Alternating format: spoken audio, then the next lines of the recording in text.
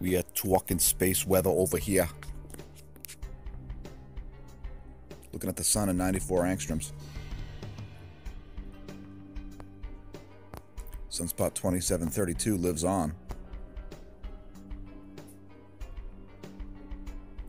We're looking at this view because this view takes more images than the other views. By the way, that motion you see on the SDO is a calibration maneuver that happens every once in a while to make sure that it's pointed perfectly at the center of the solar disk. Looking at 193 angstroms, we see a giant triangle-shaped coronal hole and another one following it.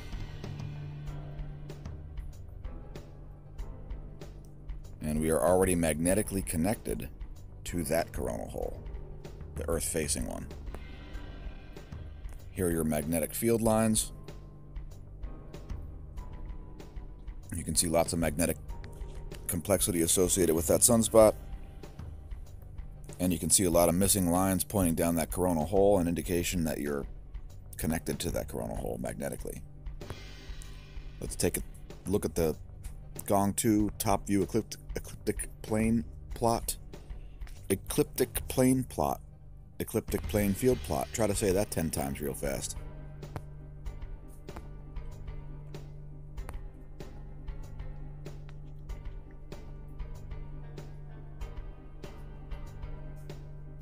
Just entering a period of higher level magnetic activity, which appears to be sparking earthquakes at odd places and depths, as well as large volcanoes.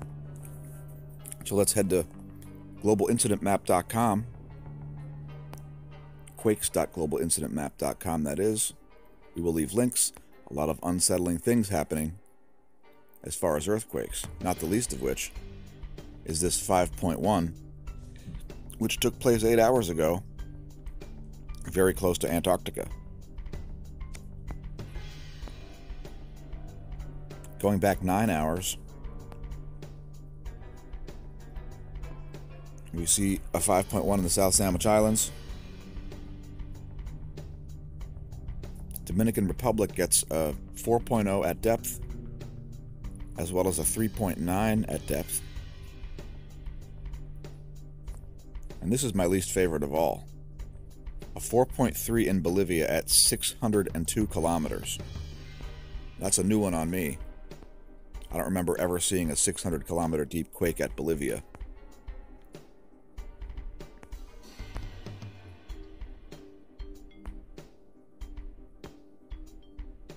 Pardon my scrolling. Also China, a 5.2. 4.7 in New Zealand,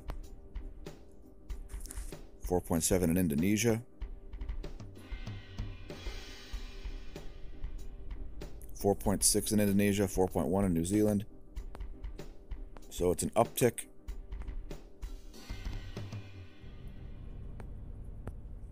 I would say the biggest story would be gigantic volcanic eruptions occurring. We've got Shiveluch, which has been sending up an ash plume to 17,000 feet, high enough to reach the stratosphere and increase the Earth's albedo. Also, wait a minute. So today on January 3rd, we've got Krakatoa, Shiveluch, Tukono, Sakurajima, Planchon Petero, I'm not even familiar with that one, and Sabancaya.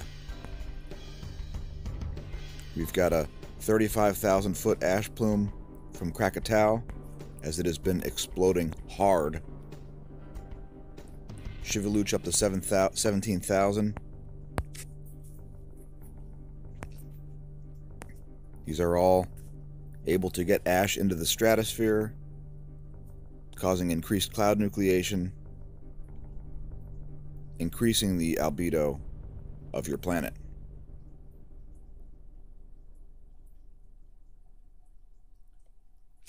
Krakatoa sent out a plume up to 45,000 and 35,000 feet. Moving on.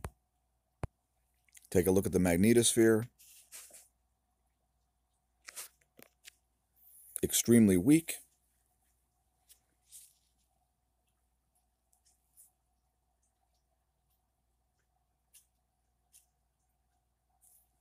Extremely weak, and that's going to allow increased solar particles, solar radiation, and so on to reach the planet. We'll be looking at the ionosphere in a moment. We'll let that play through first.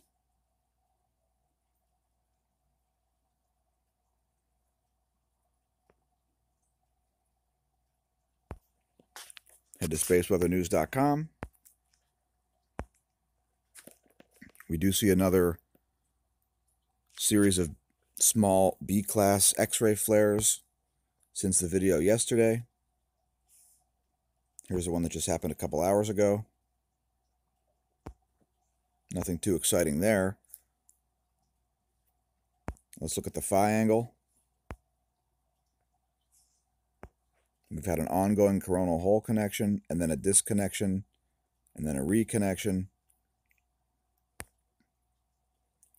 Solar wind density extremely low, something like 2 protons per cubic centimeter, and the solar wind speed continues to drop down.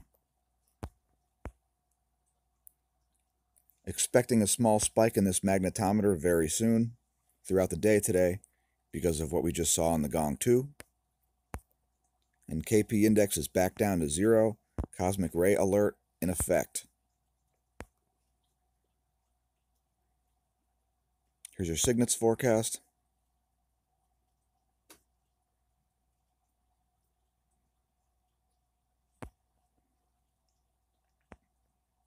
Electron flux is looking pretty smooth.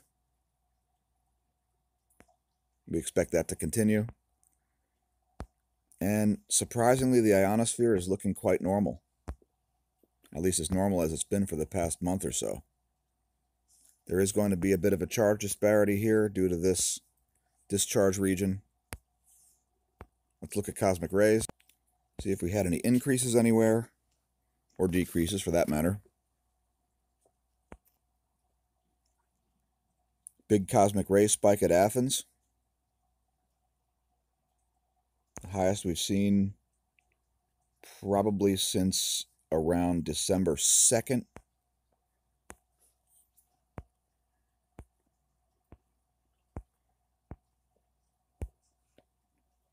Here's Mexico City.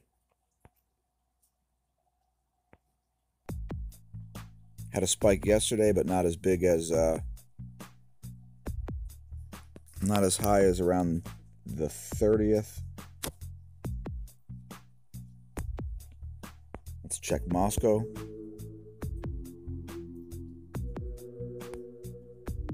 Moscow is still in its normal range there that it's been in. And we'll look at Oulu, and we'll look at DOMC and DOMB Antarctica. Let's see. Nothing really significant happening at Oulu. DOMC Antarctica. There was a little spike yesterday.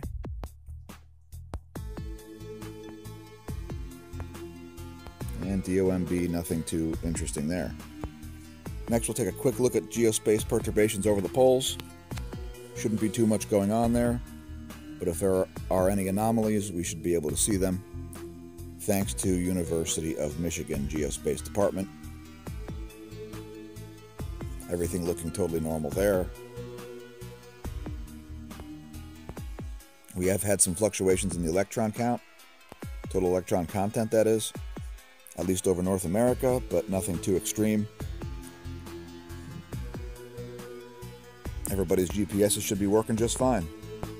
Take a look at the US Doppler radar map, thanks to AccuWeather.com. Excuse me. You see this long line of rain reaching up the east. Still wintry mix in Texas. And some snow in New York and New England.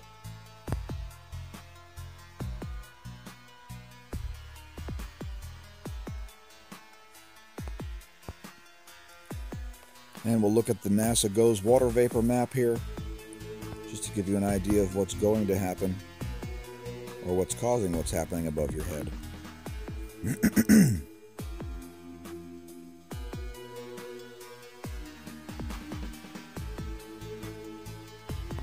Remember, this is the wet air, this is the dry air. Dry, wet.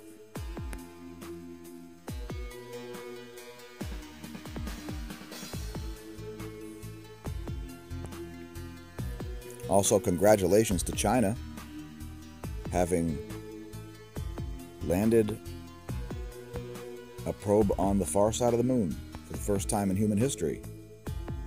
Well done. Maybe some interesting science coming back. We await their reports, and we will leave links to the article and all other sites we visit below in the description.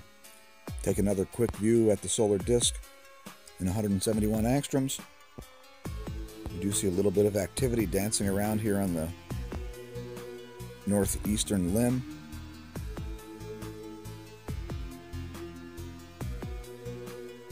Looks like those magnetic filaments are playing hopscotch over there.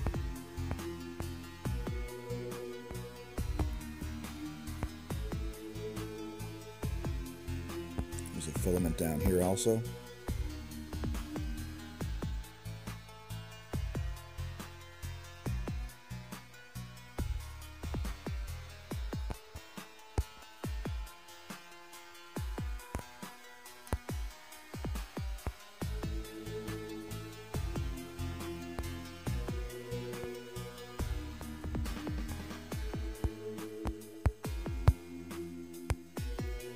Thanks for tuning in, everybody.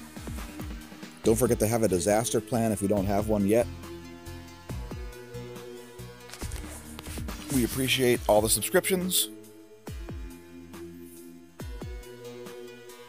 We'll be doing it again tomorrow. Thanks again. And remember, when you're staring at sunspots, don't drink. Again, if you drink, don't drive.